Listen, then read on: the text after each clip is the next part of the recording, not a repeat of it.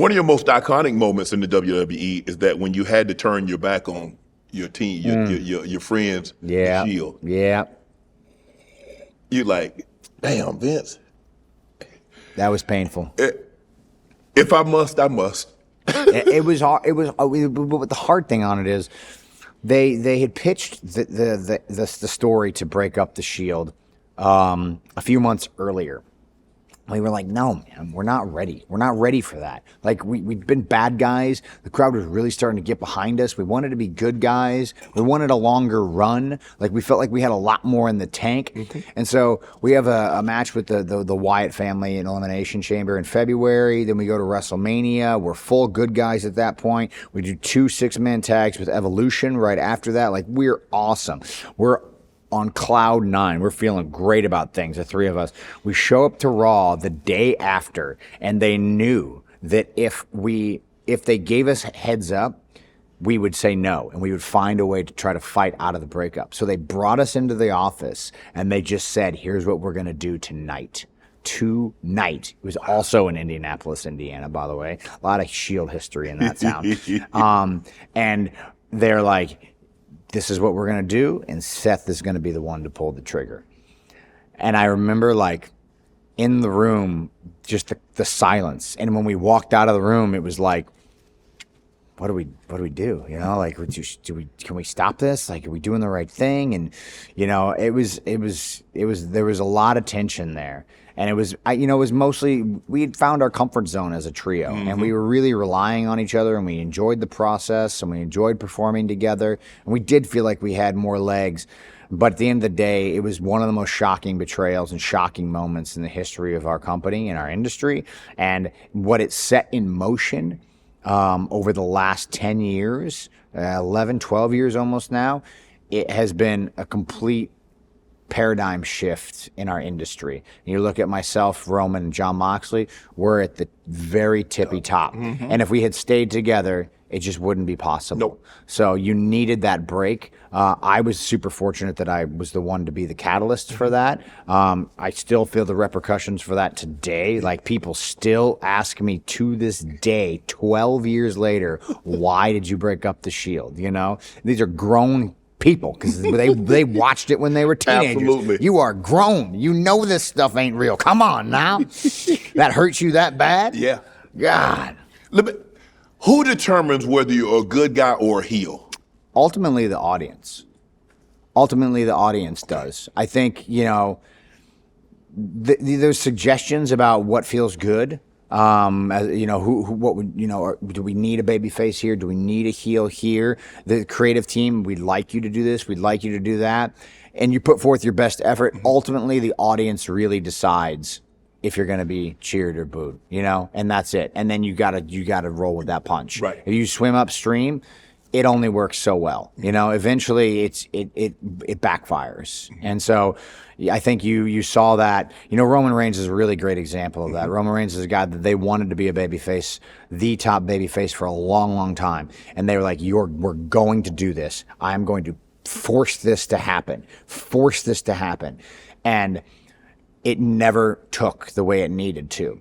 When Roman Reigns turns heel, 2020, 2021, changed everything for him. He became more comfortable. He became, a more honest version of his character and of his self. He was allowed to become the star that I think everybody wanted him to be as a babyface. And now, because he was so excellent at his role as a heel, they were able to, now he's the biggest babyface and biggest star, arguably, in our company and in our industry.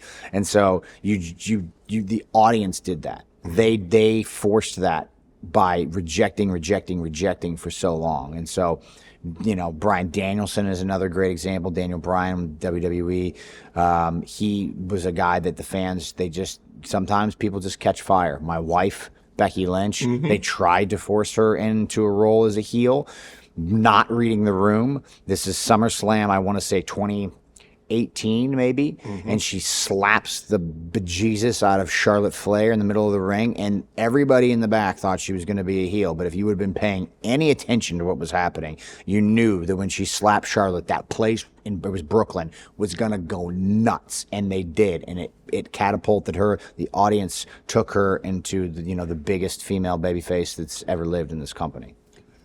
Is it harder to go heel babyface or babyface heel?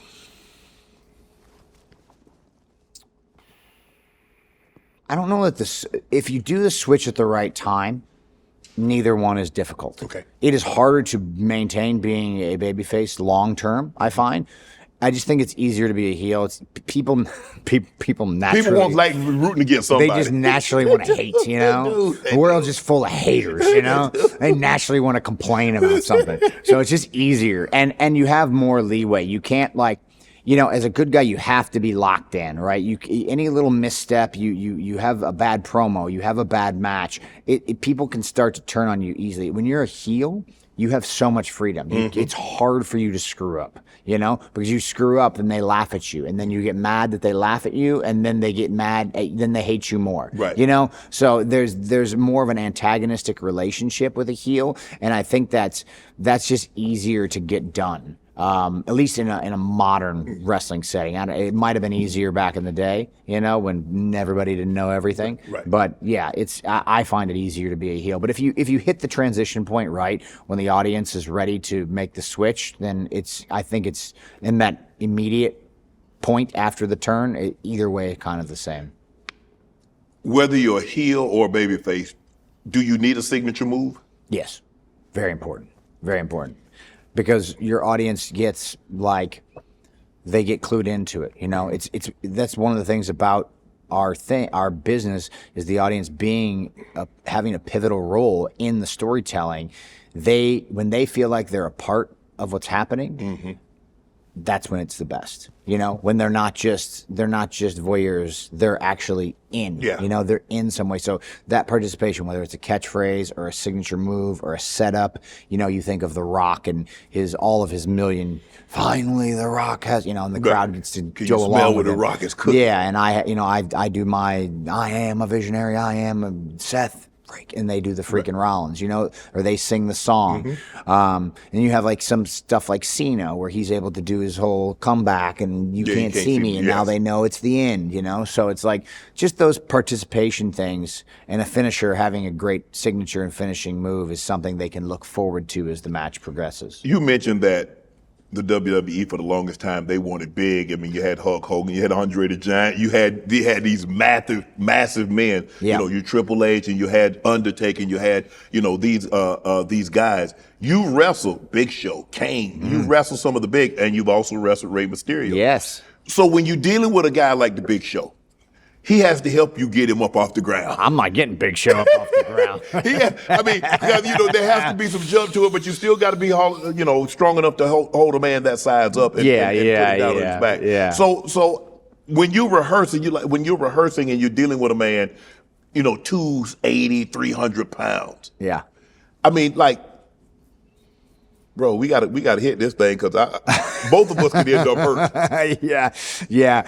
Well, it's one of those things where Big Show's an extreme example. When we wrestled with Big Show, he was 450 pounds. Right. Strong as an ox. Mark Henry the same. Mark Henry, literally the strongest human that's ever lived.